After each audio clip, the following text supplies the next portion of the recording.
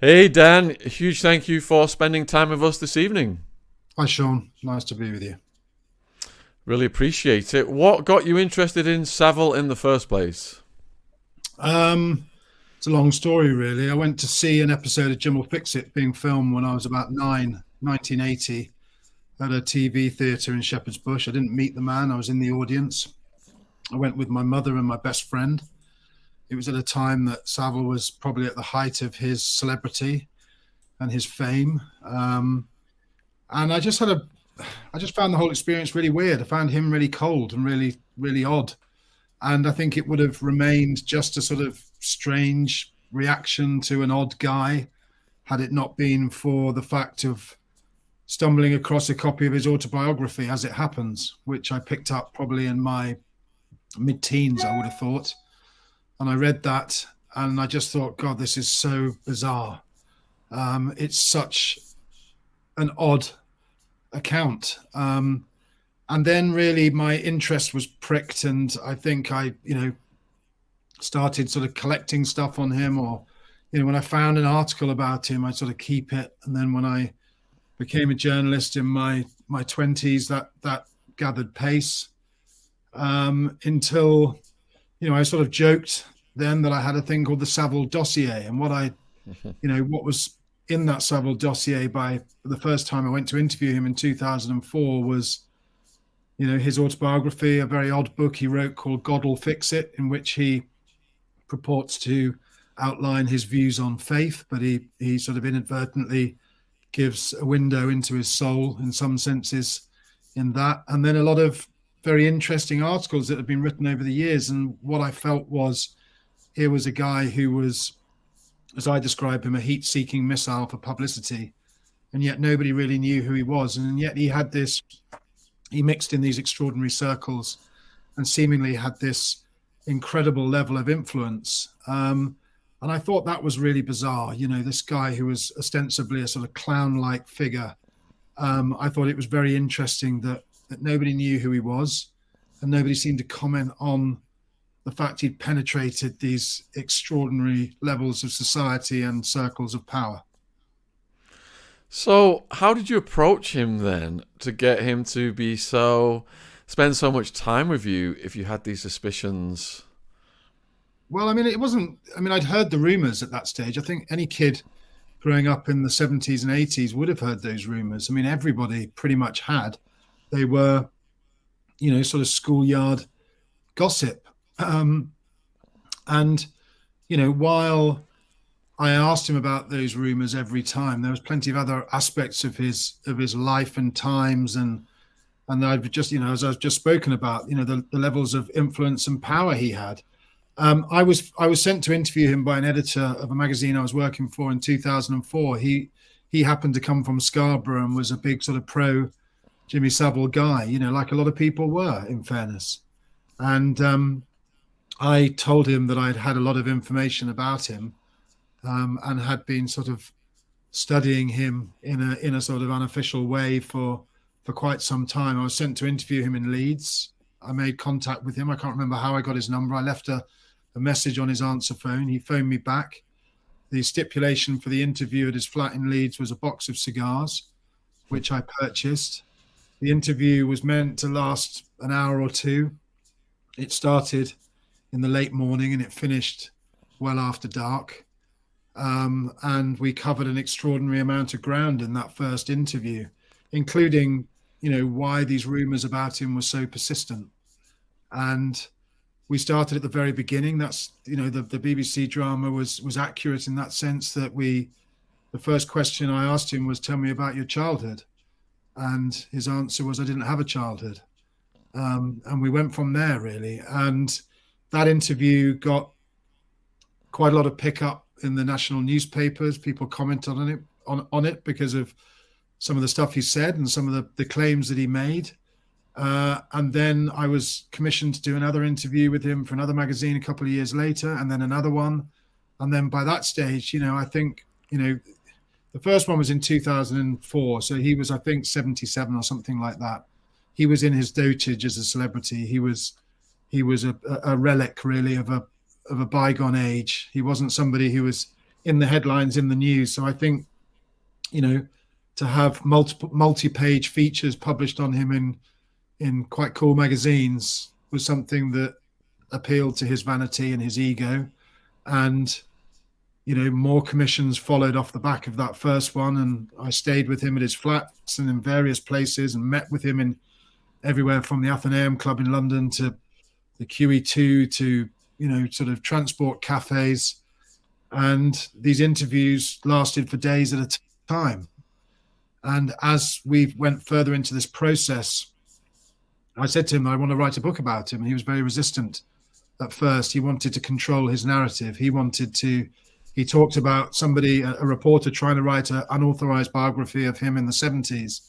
And that's what prompted him to, in his words, write out longhand in a series of notebooks, the book that became As It Happens, which is definitely in his hand and in his voice. So that was the sort of the arc, I suppose, of the story. And even when those magazine commissions had finished, I just felt that I'd come so far and I hadn't really got to where I wanted to go to, and I didn't get to where I wanted to get to by the time of his death. So I continued, and and then the result is the book. Well, viewers, huge thank you for the slew of questions that are coming already. We're going to go over some of the story first, though, in the order that it happened, and then we'll bring in the questions when we get through the main points of the story. So he said he had no childhood, and I've found it extremely difficult to find out about his relationships with his siblings, for example. There's a bit about his mother out there. What did you find about his childhood? Well, he was from a poor working class family in Leeds. He was born in 1926. He was the youngest of 7 children. He described himself as a not again child. I think he was unplanned. He was from a Roman Catholic family. His father worked in a railway station. His mother was a housewife, was also somebody who was active in the community. They were both active in the community, I believe. But the picture he painted was really of a child who was surrounded by adults, who was seen and not heard. He described himself as having eyes sort of wide open and large ears. He listened to everything, he took it in, didn't say much. He was, as I said, he was surrounded by adults. He was the youngest of 7. Some of his siblings, I think, had left home by the time he was a child. And he described it as a fairly Spartan, unloving, unloved child, who found found sort of, I suppose, emotional closeness in the old people's home that was run by an order of nuns opposite the house or near where the house where he grew up in. And he used to go in there, and the nuns used to sort of take him in to see the old people. And he was even sort of taken in to see them after they passed away, to say his goodbyes. And so it was it's difficult to say. I mean, he was very evasive when talking about his father. He wouldn't even confirm when his father had died. It was always sort of, how the hell should I know? It's like, well, he was your father.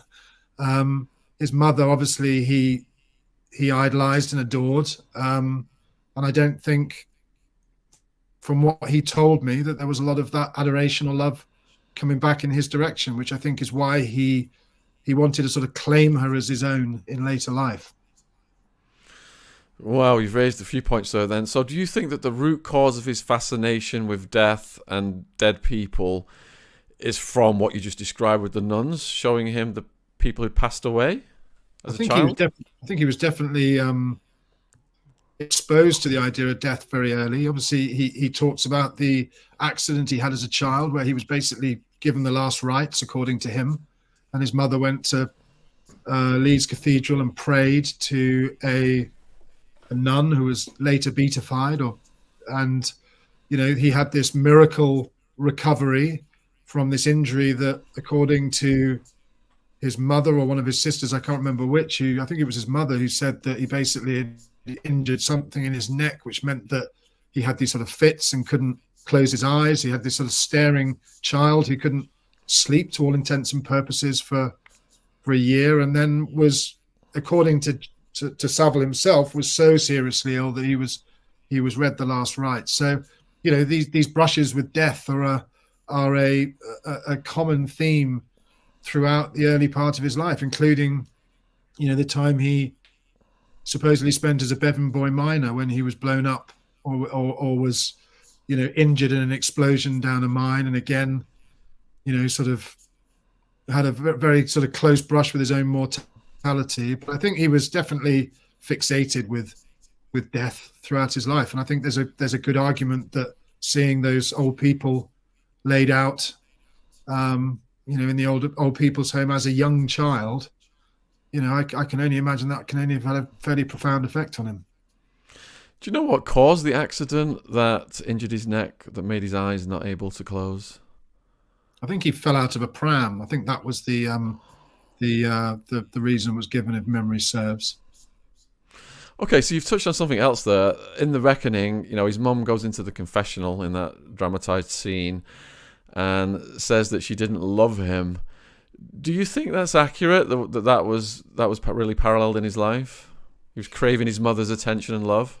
I think there's a good argument. I mean, it's very difficult to say. She died in the early 1970s. But yeah, I think that the people I spoke to who experienced Savile with his mother, she was constantly sort of scolding him, he was constantly having to prove himself to her, even at a point where he was providing for her, whether buying her a flat or, taking her out or showering her with the sort of gifts that his wealth allowed him to do. He was constantly having to prove himself to her, which does suggest that, she was quite she was quite old when she had her seventh child. She was well into her 40s, which in 1926, I imagine, it was possibly harder than it would be today. And, they were living with, a work on a small income. His father was I think sort of signed off sick for quite a long time. So I didn't think there was sort of an awful lot of money coming in. So I think things were hard. What about his relationship with his siblings? There was 6 of them, wasn't there? Yeah, I mean, again, he was very evasive about that. I mean, I think the really interesting relationship with his 2 brothers, Johnny, who was a cause of great discomfort to him. Johnny was sacked from his job at a psychiatric hospital in London in 1981 for sexually molesting a patient. And Vince, his older brother, I think he worked in the Navy for a long time, or he was in the Navy for a long time, and then sort of came out and tried to reinvent himself as a sort of Jimmy Savile Mark II, but operating in Wales. And I think that, I think Johnny, his older brother as well, also, liked to dine out on his younger brother's fame. And I think that was something that was uncomfortable to Savile, particularly when, Johnny was sacked from his job for what he did. And, Vince, difficult to say. I mean, he was definitely an eccentric character. And I spoke to people in and around Cardiff where he lived in latter life, and he'd sort of walk around in outlandish costumes and outfits, and sometimes had a snake around his neck. And, again, this sort of heat-seeking missile approach to publicity. It's like, was this apparent in all of them, or did they see that what their little brother was able to do with fame and what came with it? How did World War influence his character development? Interesting. I mean, he was sent to work as a Bevan boy. He was sent away from home. He insisted that he wanted to work on his own at the corner of a tunnel. He didn't really want to work with others. He spent his time, according to him, in solitude in a nook in the corner of a track carrying coal from the coalface to the surface. And he worked on that corner, putting the wagons back on the track when they came off. And he talks about, that time, spending a lot of it alone and reading and, finding out about himself and educating himself by candlelight in what he described as the sort of Stygian gloom.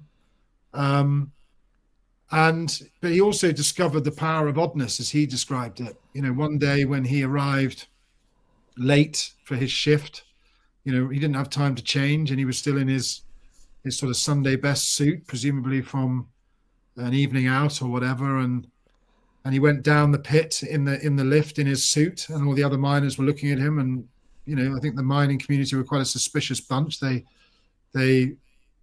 sort of considered, they looked sort of harshly on oddballs like him. And then he folded his suit up during his shift and then came out spotless. And he said that the effect that had on his fellow miners really sort of lit this light bulb in his mind about what oddness could mean and what being different could mean, and actually the power, I think, that it had over people, and the fact that he could keep people off balance. They didn't quite know who he was or what he was about. How did he get introduced to music and DJing? Well, he had a friend who who basically set up a record dance, and he had a friend, who basically set up an amplified gramophone, and I think Savile saw it as a money-making device to be able to, rather than, in those days in the late 40s and early 50s, playing records in a dance hall or a nightclub was unheard of. It was all live bands, and that's what people danced to. But this friend had come up with this equipment to amplify a gramophone. He saw, I think, the money-making potential in that and put on a record dance. And again, then he realized that very quickly, and he talked about this in his books, and he talked about it to me, about the power he had over people. He could make them dance. He could make them move fast. He could make them move slow, literally by putting different records on. And again, it was another sort of staging post in the development of this very strange persona who was very conscious of the power that he wielded over other people, and, as he described it, the power of oddness. So there was a scene in The Reckoning where they had his bouncers beat a guy up, and when he was talking to Louis Theroux, he mentioned, taking people into the basement. So was he into gangsterism as well? Well, I think he was I spoke to some proper gangsters in Manchester and Leeds who sort of scoffed at his gangster credentials, but certainly he delighted in his reputation as a hard man in those days. And as he said, he did boast to Louis Theroux, and he boasted to me on many occasions, and he boasted in other outlets, whether it be his books or his publications, and this was something that came out in a very peculiar series of stories in The Sun, I think it was, in 1982, just as the Stoke Mandeville was about to be open, the spinal injuries unit that he'd raised money for and become the sort of focus of this national appeal. There was this really strange series of stories about this hard man, persona, this other side of Jimmy Savile, this guy who did tie up troublemakers in the basements of his dance halls, who did get his bouncers to rough them up, who did sort of rule with a rod of iron. And he talked about having